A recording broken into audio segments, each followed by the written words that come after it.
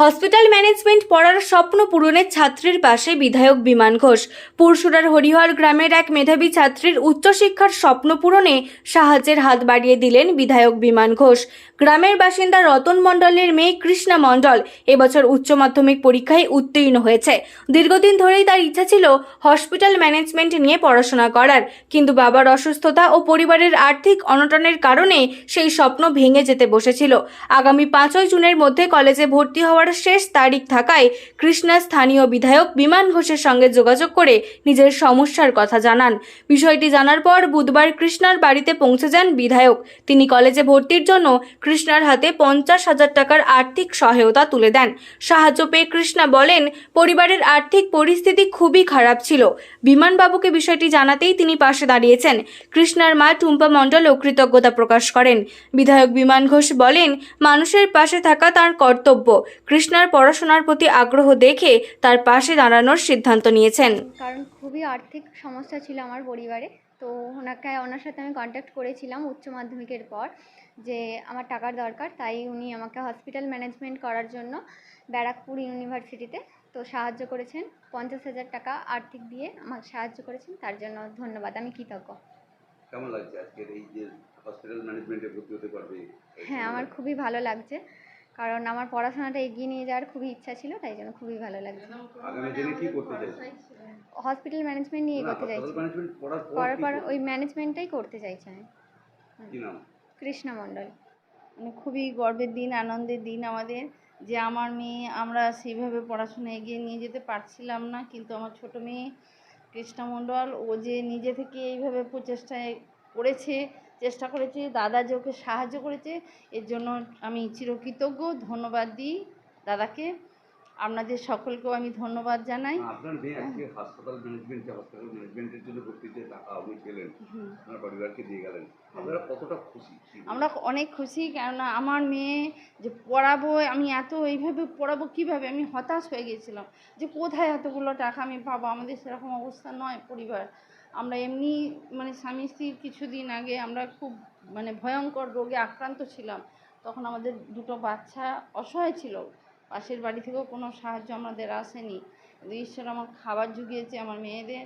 আমরা খুব অসুস্থ ছিলাম করোনার সময়, দুজনেই স্বামী স্ত্রী আরামবাগে হসপিটালে ভর্তি ছিলাম। তখন আমার মেয়েরা আজ থেকে 9 বছর আগে ছোট। আমার সেই থেকে আমার স্বামীরও আর সেইভাবে এলআইসিও করে উঠতে পারছে না, এলআইসির বিজনেস করেন উনি, কিন্তু আমি খুব ভেঙে পড়েছিলাম। হ্যাঁ, এলআইসির এজেন্ট, কিন্তু আমি খুব এখন আর সেইভাবে বিজনেসটাকেও উনি করতে পারছে না। ওই একার ওপর আমাদের এই 4 জন আমরা নির্ভর করছি। এবার আমাদের সংসার খুবই খারাপ। আমরা খুশি, খুব খুশি। আমার যে মেয়েকে পড়াতে পারবো, এইটাই আমাদের খুশি আর আনন্দের, যে আমার মেয়ে পড়তে পারবে, নাহলে পড়াটা যেন। আমি টুম্পা মণ্ডল, আমি কৃষ্ণার মা। এটা নতুন নয়, এর আগেও আমি সবসময় চেষ্টা করেছি মানুষের পাশে থাকার। যখন বিরোধী ছিলাম তখনও, যখন উপায় ছিল তখনও, এখন কৃষ্ণা মণ্ডল তো আমার সঙ্গে যোগাযোগ করে, আবার যোগাযোগ করে বলে যে 5 তারিখের মধ্যে অ্যাডমিশন যদি না হতে পারে তাহলে ওর পড়াশোনার লাইফটা 12টা বেজে যাবে। সত্যিই তাই। তারপর ওর বাবা এবং ও দুজনে আমার সাথে দেখা করার পরে আমি বুঝতে পারি যে একটা মেয়ের ফিউচারের ব্যাপার, বাচ্চা মেয়ে ফিউচারটা নষ্ট হয়ে যাবে। তার এত উৎসাহী পড়াশোনার জন্য এবং ভালো লেভেলে, তো আমার মনে হলো যে এর পাশে দাঁড়ানোর দরকার আছে। কারণ আমাদের সমাজের শিক্ষা ব্যবস্থা হাল এই 15 বছরে পুরো তলানি থেকে গেছে। আমরা চাইছি পুরোটা ফেরানোর জন্য। সেখানে একটা ছাত্রী যদি সে ডেভেলপ করে আগামী দিনে সমাজের ভবিষ্যৎ হবে, তো সেহেতু আমি তখনই কমিটমেন্ট করেছিলাম, তুমি বাড়ি যাও, আমি তোমার বাড়িতে যাব, গিয়ে ব্যবস্থা করে দিয়ে আসবো, তুমি নিশ্চিন্তে বাড়ি।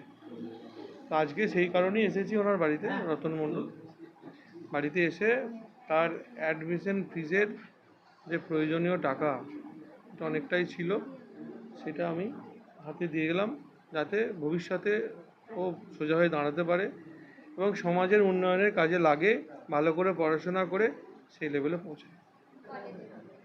Hospital management. Hospital management.